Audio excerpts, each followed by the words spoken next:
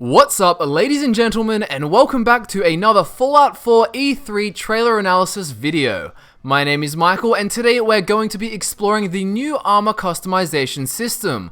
We're going to be talking about the equipping of the armor itself, and also about the layered armor system. Todd Howard told us there is a layering system, and there's also more base armor slots than ever before.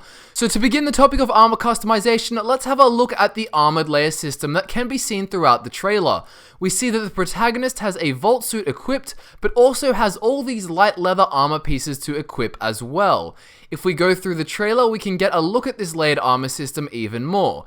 Here the character has a bandolier type thing over his vault suit, and on his right arm he has a brown gauntlet type thing and some sort of shoulder pad, which I'd assume to be part of the same right armor piece. Here we have the sole survivor with a torso piece mounted over his jumpsuit, as well as what I think may be a minimalist left arm piece because there's just an elbow pad there. You can also see a ton of layered looking armor all over the raiders throughout the trailer, but there's no need to go through every single example of that. But one bandit I do want to look at is this raider looking chick. She has one chunky leg and one not so chunky leg. Not biologically speaking of course, but because of layering. We can clearly see that this raider's pants are one piece of clothing as it meets at the top, but then on her right leg there are some hefty metal reinforcements. She also has pieces of reinforcement on her left shoulder and what looks like a metal chest piece. On a very interesting side note, this raider woman also has war paint on the top of her head. Perhaps that is what's hidden within the extras tab of the facial customization. As we see in the E3 trailer, Bethesda has gone back to some of that traditional Morrowind magic with more armor slots than ever before.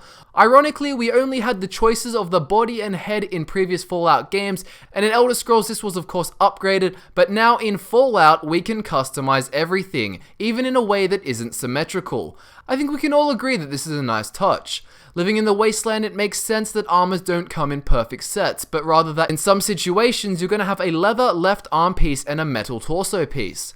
Having so many choices for armor slots will obviously mean that the damage threshold they provide is divided throughout its different pieces, and also that there's going to be a lot of aesthetic customization options. When making your characters, there will be so many more unique designs to visually enhance your character. And remember, the visual enhancement also applies with the layer system. Personally, I think the idea of basic apparel like a trench coat or duster underneath metal pauldrons would look really cool. And that wraps up Fudge Muppet's Fallout 4 discussion on armor customization. If you're enjoying our Fallout 4 videos, remember to subscribe because we're going to have plenty of it coming your way over the coming years. Elder Scrolls 6 discussion will also be coming your way every Friday, starting this Friday, so stay tuned for more Fudge Muppet goodness from us both.